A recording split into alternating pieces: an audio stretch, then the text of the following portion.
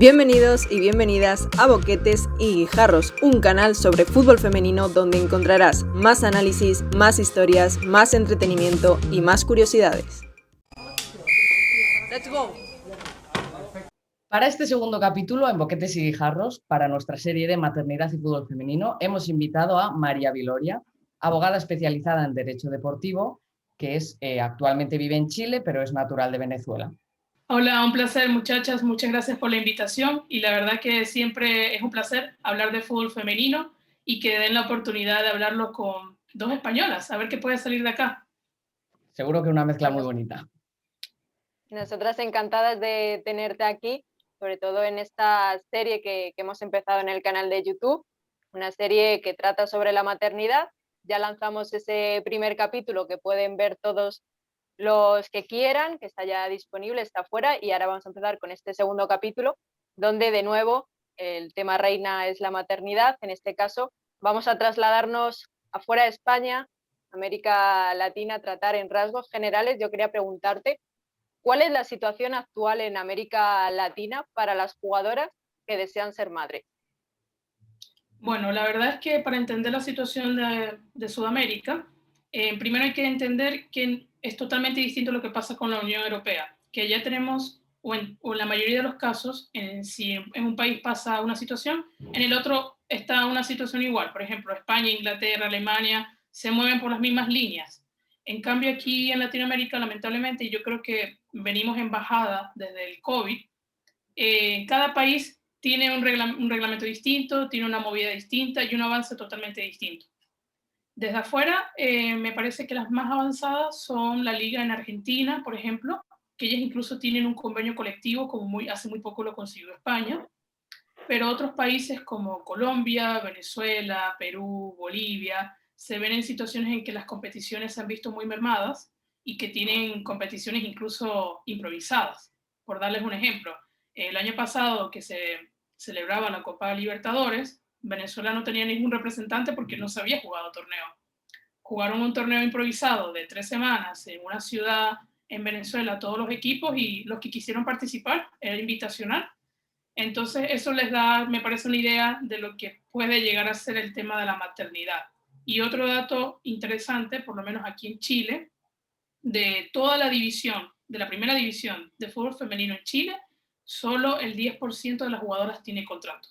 Entonces, de ahí, yo creo que nosotros tenemos mucho más atrás de qué hablar antes de hablar de la maternidad, lamentablemente. Y una pregunta. En Argentina, ¿sabes si el convenio colectivo que acaban de firmar refleja algún tipo de norma o protección para la maternidad? Sí, Argentina fue el primer país que tuvo una protección con respecto a la maternidad. No recuerdo bien los números exactos, pero sí, ese convenio colectivo tiene una protección para la maternidad. Y el convenio me parece que llegó en el 2019 o antes. No es tan reciente. Bueno, antes que el de España, incluso, sí. Sí, el de Argentina llegó antes que el de España. Con el cambio obligatorio ahora, tras esta aprobación de la normativa FIFA, ¿se ve una mayor comprensión en las diferentes federaciones nacionales? Mira, es que para entender eso, si bien el articulado de la FIFA dice que tiene que ser una regla nacional, hay que partir de la base. Y es que esto se va a aplicar a las jugadoras que tengan contrato. Pero ¿qué pasa con aquellas jugadoras que no tienen contrato? Entonces, lo que te decía hace un momento, las ligas acá, por lo menos la de Chile, si son 18 equipos, 4 equipos tendrán a sus jugadoras contratadas y no todas. En Argentina, por lo menos, te piden o exigen que al menos 5 jugadoras tengan contrato por equipo y las demás. Entonces, si una jugadora no tiene contrato, no se le aplica esta norma que aplicó FIFA porque es para las jugadoras contratadas. Claro, claro. Entonces, la visión ahora mismo, porque has puesto varios ejemplos para que tengamos una perspectiva, yo desde España, ¿cómo se ve España más avanzada que las ligas en Sudamérica? ¿O hay una igualdad en cuanto a contratos? ¿O cómo se ve desde Chile? Bueno, no, España es un modelo a seguir para lo que está acá actualmente en Sudamérica. si bien yo tengo bastante seguimiento a la primera Iberdrola, incluso estudié allá en España y por eso es que me llama mucho la atención el fútbol femenino de allá, el tema principal es que por lo menos en España, si bien se pinta de profesional desde hace un par de años, aún a día de hoy no es profesional. Se está trabajando en eso, pero el modelo de la primera Iberdrola ha crecido mucho, sobre todo desde que se llama primera Iberdrola y se olvidó el tema de la Superliga, de los grupos, que yo creo que todos sabemos que eso no funciona, menos la gente que organiza el fútbol femenino. Pero aquí en Sudamérica eso de los grupos aún sigue funcionando. Por lo menos lamentablemente aquí en Chile se había trabajado con una liguilla, pero hasta el tema del COVID y anteriormente el estallido social aquí en Chile, me parece que obligó a la federación a volver al tema de los subgrupos. Un grupo A y un grupo B, de diferentes equipos, y después se enfrentan en una liga para llegar al campeón. Entonces, como te digo, lamentablemente no termina de ser profesional del todo porque no tenemos jugadoras contratadas, pero tampoco tenemos un formato definido, que va cambiando todos los años. Entonces, el tema de la estabilidad me parece que es el primer gran enfrentamiento que tiene el fútbol femenino sudamericano. Todos los años cambia, todos los años hay un nuevo formato, nuevos equipos, equipos que desaparecen, es lo complicado. Vale, o sea, estamos Y aquí, partiendo de, perdón, estamos partiendo de una base bastante más, digamos, atrasada en lo que es América Latina, porque estamos hablando de que las jugadoras ni siquiera tienen contrato. Entonces, la normativa de la FIFA ni siquiera puede beneficiarlas a la mayoría de ellas, ¿no? En tu Sí, opinión, y que, disculpa, que a diferencia de España, si bien la liga no es profesional, la mayoría de las jugadoras o sí, todas tienen contrato. Entonces, sí, ellas son profesionales, más no la liga. Aquí ni siquiera tenemos jugadoras profesionales. claro, bueno, era uno de los requisitos del convenio colectivo, además. Entonces, ¿tú qué Claro. crees que debe ocurrir para empezar a poner, vamos, no empezar a construir la casa por el tejado, es decir, ir poniendo los cimientos para que esa normativa FIFA realmente pueda beneficiar a esas jugadoras que quieren ser madres? ¿Qué pasos hay que dar para que podamos ver que en el fútbol femenino en América Latina empezamos a ver jugadoras que, aunque sus ligas no sean profesionales, quizás sí que tengan al menos un contrato que reconozca su relación laboral, etcétera? Sí, el caso de Argentina me parece bastante interesante porque ellos, si bien actualmente le exigen 5 jugadoras contratadas a cada club, eh, me parece que en 2 o 3 años más ese número va a aumentar. Entonces, digamos que no es una evolución de golpe, sino que es algo prolongado en el tiempo y me parece acertado porque es muy difícil exigirle a un club que contrate 25 jugadoras de un día para otro. Y aquí, por lo menos en el caso que yo he visto aquí en Chile, eh, el primer club profesional completamente me parece que fue en el 2000, no sé si fue en el 2019 o 2020, en que contrataron a todas las jugadoras, pero era un solo club, que fue el Santiago Morning. Luego pasaron los históricos U de Chile y Colo Colo. Se está sumando Palestino, pero quedan muchos clubes atrasados. Y por lo menos en el caso de mi país natal, Venezuela, lamentablemente, si bien el fútbol femenino se veía como pionero hace unos años atrás, el tema socioeconómico del país, político, la federación, ha complicado tanto las cosas que incluso las chicas tienen más de 1 año o 2 años sin competir como debe ser un formato de liga como tal. Y el tema de los contratos no está regulado. O sea, lamentablemente ni siquiera la federación lo exige, entonces las jugadoras juegan por jugar y buscar oportunidades afuera, como en nuestro caso, que hay muchas jugadoras ya en otros países, incluso de Latinoamérica o incluso de Europa. Entonces es lamentable porque en el fútbol sudamericano me parece que es una gran mina de talento que no se está explotando por eso. Entonces, ¿qué deberían hacer las federaciones? Primero, que se lleguen a interesar realmente por el fútbol femenino. Y segundo, crear estos cimientos, estas bases, como dices tú, de por lo menos que los clubes vayan profesionalizando poco a poco a sus disciplinas para posteriormente ver jugadoras profesionales y después realmente hablar de una liga profesional. y en ese camino hacia la profesionalización, en esos pequeños pasos y cimientos o bases, ¿cuál ha sido o qué tal ha sido la acogida por parte de las jugadoras de esa normativa FIFA, de ese cambio? Bueno, la verdad es que de las jugadoras no sé opiniones personales en este punto, pero sí sé de un caso que hubo en Venezuela hace muchos años, creo que lo comenté en un artículo, una jugadora de un equipo que fue despedida de su club por haber quedado embarazada. Y anteriormente existían estas famosas cláusulas anti-embarazo, entonces obviamente es un plus lo que se está llegando a hoy. Mucha gente dice que llega tarde, pero es mejor llegar tarde que nunca llegar, porque a mí me parece que lo que está haciendo FIFA es intentando equiparar un poco el juego. Si bien el fútbol femenino es totalmente distinto al fútbol masculino, yo siempre lo digo, odio las comparaciones, sobre todo porque las mujeres somos diferentes y necesitamos estas cosas diferentes que los hombres no lo requieren. Entonces ya haber empezado con el tema de la protección del embarazo, yo creo que va a ayudar a que las jugadoras se olviden un poco de que ellas pueden realmente dedicarse al fútbol femenino en su totalidad y que van a tener una protección, de que no va a ser penalizado, por decirlo de alguna manera, quedar embarazado, que es algo natural. Y hacemos un poco empeño en qué se necesita o qué se puede hacer para avanzar más en ese procedimiento, en ese camino, porque, por ejemplo, la normativa española, tras el convenio colectivo, va más allá de la propia FIFA. Entonces, una de las preguntas es, y se hace hincapié de nuevo, de qué hace falta en América Latina para que se dé un paso más allá de las federaciones. O sea, lo primero, como lo he dicho, el tema de la contratación es súper importante, porque por lo menos cuando hice el artículo sobre la maternidad, alguien me preguntaba, ¿pero qué pasa en Venezuela? Que la ley laboral normal, ordinaria, da una protección de maternidad mucho mejor que la que da FIFA. Y yo, bueno, si la jugadora tuviese un contrato, se le aplicaría la ley nacional, porque FIFA dice eso, si la ley nacional beneficia más a las jugadoras, se tiene que aplicar esa, en vez de lo que están diciendo FIFA. Pero entonces, ¿cómo iniciamos ese debate si las jugadoras ni siquiera tienen un contrato?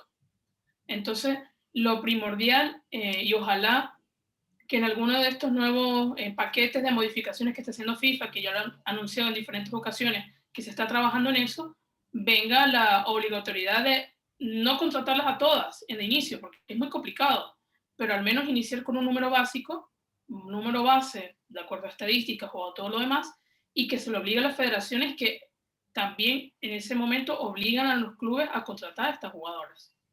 Por lo menos hay una abogada en Colombia que también regula mucho el tema del fútbol femenino en ese país. Ella siempre habla de un ejemplo que a mí me parece muy claro. En Colombia, lamentablemente, la organización es tan precaria en muchos momentos que hay jugadoras que tienen contratos por 6 meses nada más, o 4 meses, que es lo que dura la competición. Entonces, profesionalmente un jugador no puede mantenerse así.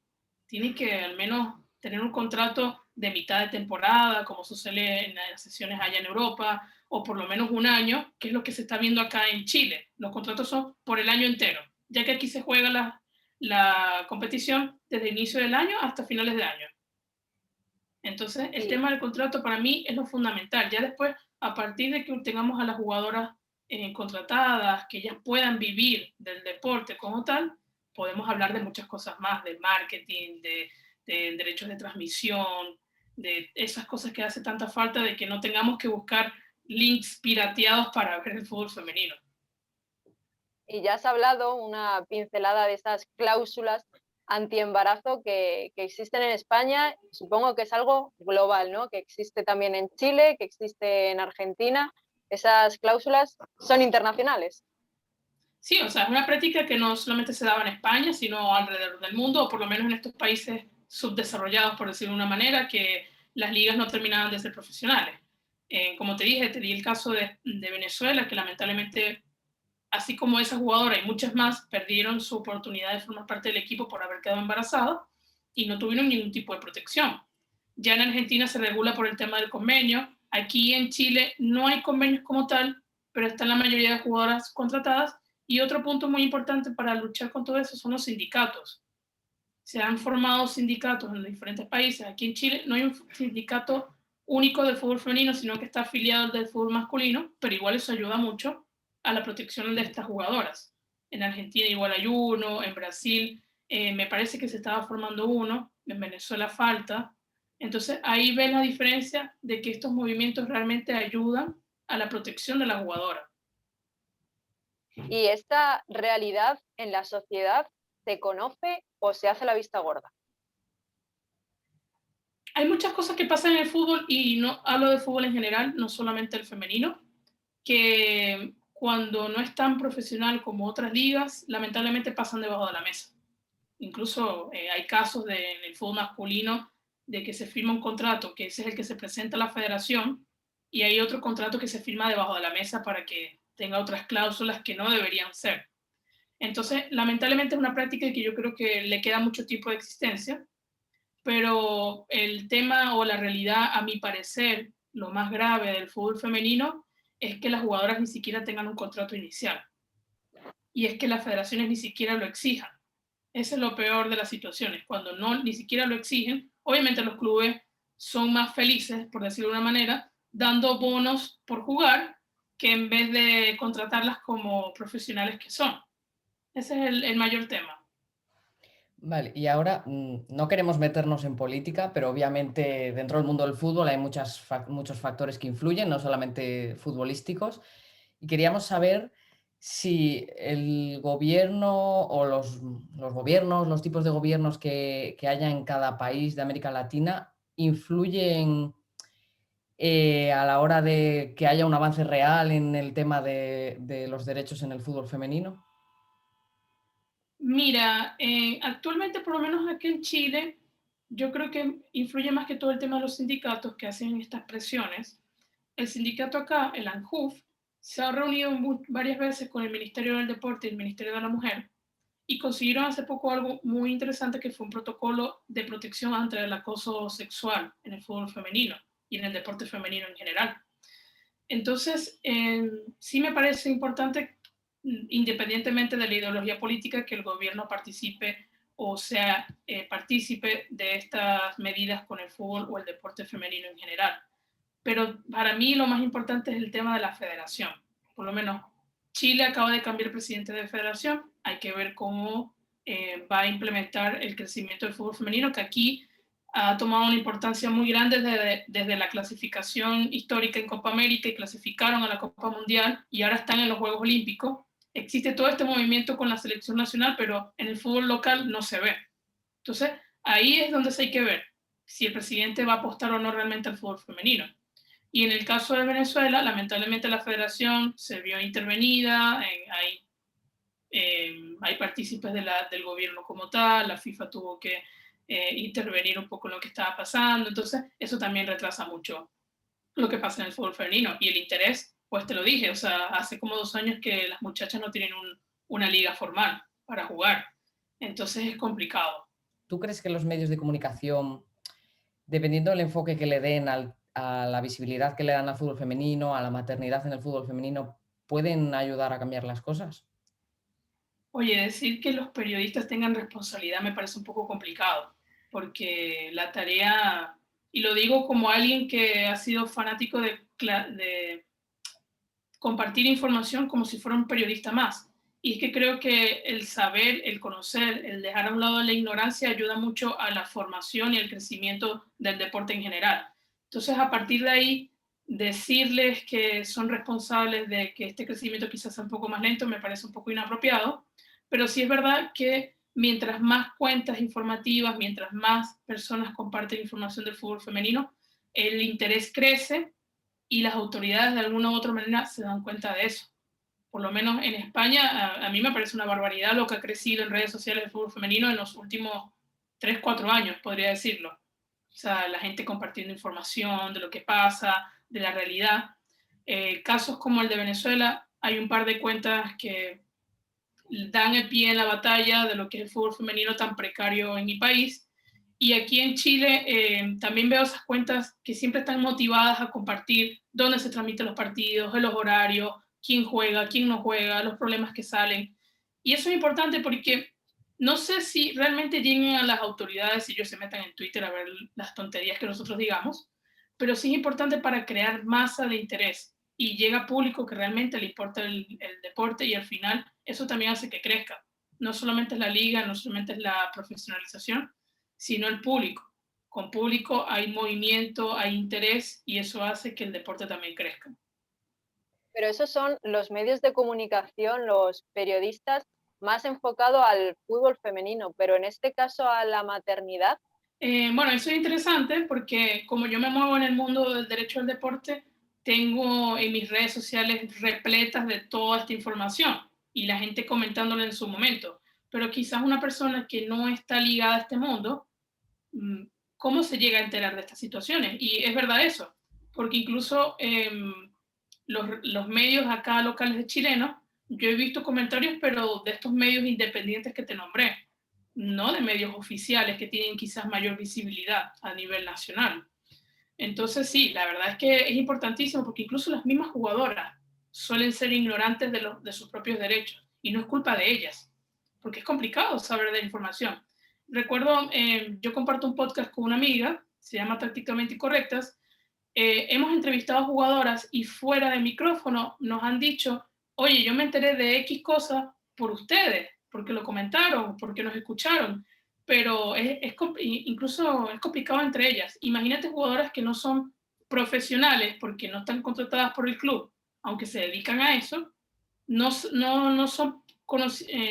saben o no tienen conocimiento de sus propios derechos. Y ahí también fallan mucho los clubes, porque no les interesa, no lo sé, pero las mismas jugadoras desconocen de sus propios derechos y eso es preocupante. Que eso es, digamos, tarea o la mayor bandera que tienen los sindicatos, hacerles saber a las jugadoras lo que pueden o no pueden hacer. Hablando también del papel de la mujer en América Latina, hemos visto en los últimos años que la lucha feminista ha avanzado. Hemos visto momentos que sí que han dado la vuelta al mundo, como por ejemplo la lucha por el aborto libre en Argentina. En el propio Chile hace unos años, relativamente pocos años, también se peleó para despenalizar parcialmente el aborto.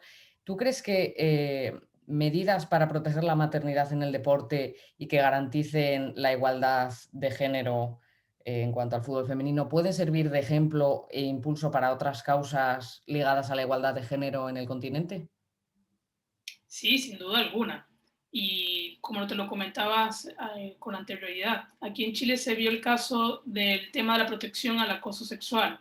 Ya eso es un paso a que efectivamente las mujeres puedan desarrollarse en el deporte y a nivel general de forma más libre. Y dudo que tarden mucho en incluir cosas como el tema de la maternidad. Lo mismo que digo desde el principio, el tema acá principal y lo que más me preocupa es el tema de la contratación de las jugadoras, porque una vez contratadas ya por lo menos se van a ver protegidas por esta regulación especial que acaba de sacar FIFA. Ojalá que existan mayores protecciones para las jugadoras, tanto de FIFA como de las federaciones nacionales, como incluso de la legislación nacional. Porque al fin y al cabo, un deportista no es más que un trabajador. Entonces, si una vez nosotros terminamos de entender eso y reconocerlos como trabajadores, pues van a tener mayores facilidades de protección en sus derechos laborales. ¿Echas en falta una intervención? Porque la FIFA podría tener la capacidad de hacerlo, ¿no? De decirle a las federaciones de los países de América Latina, mira, tenéis que contratar a las jugadoras de aquí a X años. Sí, pero es que también las federaciones tienen su propia autonomía. Entonces, cada federación, dependiendo de su plan de desarrollo, de lo que quieran hacer, lamentablemente no van a ir al mismo ritmo que quizá FIFA quisiera, aunque también FIFA está haciendo trabajos muy interesantes para que las federaciones creen estos planes y podamos ver próximamente mejores medidas para las futbolistas, que como lo dije en un principio igual, el fútbol femenino se debe entender como algo totalmente distinto al masculino. Si bien tenemos un reglamento bastante desarrollado para el fútbol masculino, pues para el femenino no le funciona y le hace falta medidas especiales. Por ejemplo, el tema de la maternidad fue agregado como un artículo especial de este reglamento, pero que está dirigido al fútbol masculino, no al femenino. Entonces, quizás en unos años, ojalá, veamos un reglamento que solamente sea dirigido al fútbol femenino. Ahí veremos un cambio realmente bueno. Pero el paso que se dio este día o este año, mejor dicho, es muy importante y yo creo que van a venir muchos paquetes reformatorios interesantes para el fútbol femenino. Muy bien. Y como has dicho que eres apasionada de la Primera Iberdrola y seguramente sepas mucho más de fútbol chileno que nosotras, corrígeme si me equivoco, en Chile los equipos que participan en la Primera División Femenina tienen que estar afiliados a la ANFP, a la Asociación Nacional de Fútbol Profesional. Por lo tanto, tienen que tener un club masculino profesional detrás, por decirlo de alguna manera, en cuanto a estructura, ¿no? Entonces, esta medida, creo, o sea, la intención es que le dé más visibilidad al fútbol femenino, porque así las barras pueden, o sea, suelen ubicar los partidos justo antes del masculino para que haya público y fomentar eso, pero también tiene otro contra, que es que hay equipos independientes que se pueden quedar fuera de la competición. Entonces, ¿tú crees que en Chile se puede llegar a dar el caso que se da en España con clubes como el Madrid Club de Fútbol Femenino o el Granadilla Tenerife, clubes independientes de cualquier estructura masculina que realmente están haciendo las cosas bien y triunfando? Bueno, lamentablemente, esta medida que tú comentas no es de la NFP como tal, es de la Conmebol, que es la UEFA de nosotros. La Conmebol dijo, ya, como a ustedes no les interesa el fútbol masculino, a los clubes, obviamente, van a tener que ahora obligatoriamente tener un club femenino, con una línea formativa. Entonces, esto tiene pros y contras. Los pros es que sí, que efectivamente creas una afiliación del público como tal, del aficionado. A ver, si por ejemplo, si yo soy aficionado de la Universidad Católica y veo que la Universidad Católica ahora tiene un equipo femenino y me gusta, pues los voy a apoyar a ambos. Pero tiene un contra igual, que lamentablemente los clubes realmente no creen en la evolución o en la importancia que puede tener o el producto, hablando de mercadeo económico, que pueda tener el fútbol femenino. Entonces, tenemos estos clubes, por ejemplo, la Universidad Católica, es quizás el equipo actualmente más importante del fútbol masculino aquí en Chile, pero la Universidad Católica Femenina es uno de los peores equipos que hay en la liga. Y es que no tiene contratos, las jugadoras no tienen esa formación, esos entrenamientos, esas historias que escucharon quizás ustedes en algún momento en España, de que no tienen esas facilidades de entrenamiento, los campos, todo lo demás, pues eso pasa. Entonces la verdad es que no sé si la medida sea la mejor, porque sí conozco casos de clubes independientes. Tengo uno, de La Calera. La Calera es un equipo masculino que está en segunda división actualmente, me parece. Ellos tenían una rama femenina que habían absorbido a un club independiente, que los conozco a las chicas, y resulta que el club simplemente les dio el nombre, pero no les daba uniformes, no les daba bonificaciones económicas, no los apoyaba en pagos a entrenadores, nada. Ellos se desafiliaron de este club y se afiliaron a otro, que no recuerdo en este momento el nombre, un equipo también de la segunda división. Entonces pasa eso. Hay clubes independientes muy interesados, pero es que hay que ser sincero, es muy difícil que un club independiente nazca de cero y sobreviva económicamente hablando. Entonces quizás Conmebol apostó porque, bueno, esos clubes que no tienen equipos femeninos, pues que absorban a estos equipos independientes y así se mantengan y ellos cumplan con la obligatoriedad de tener un equipo en la rama femenina. Pero entonces ves la realidad y es completamente muy complicado, es muy, muy, muy complicado. Es un tema que, lo que te digo y lo que le digo siempre a todo el mundo, o sea, si el club no tiene interés real en lo que es esta materia, lamentablemente va a ser muy difícil ver a un equipo femenino que realmente compita. El tema de la maternidad, como tú, o sea, tendremos que esperar a un primer caso, a un caso en que veamos, por ejemplo, en la primera Iberdrola. Hace unos días Lique Martens dijo que quería ser mamá. Pues veamos si lo es en el Barça y veamos cómo se comporta eso. Entonces, sí, es que yo pienso igual que tú, es que al final, como dice la gente, las leyes son letras muertas hasta que no veamos realmente su aplicación y cómo se comporta la federación, la liga respecto a esto. Y el tema del adorno es que no hay mejor adjetivo para eso. Hay clubes que simplemente tienen su rama femenina por cumplir la normativa Conmebol y así poder seguir participando en las competiciones internacionales, en este caso Sudamericana y la Copa Libertadores. Si no, realmente te digo, hay muchos clubes que no tendrían nada que ver con el fútbol femenino, pero es que es una realidad. Muchas gracias por estar con nosotras, María. No, la verdad que ha sido un placer. Muchas gracias por darle visibilidad al fútbol femenino, a temas tan importantes como la profesionalización, la maternidad y, ¿por qué no?, también hablar un poco de lo que sucede en otros países para entender mejor en dónde está parado España, en este caso. Para finalizar, decir que, ojo, que no se entienda acá que odio el fútbol femenino sudamericano, para nada. Sí me parece muy lamentable que perdimos el gran trabajo que se venía haciendo hasta el tema del COVID. Yo creo que el COVID complicó mucho las cosas acá, lamentablemente. Pero ojalá que el fútbol femenino vuelva a recuperar lo que estaba trabajando y seguir creciendo, porque aquí hay mucho material interesante para trabajar. Sí, muchas veces si empeora solamente queda ir hacia arriba, así que esperemos que es lo que ocurra en América Latina. Muchas gracias por tu tiempo.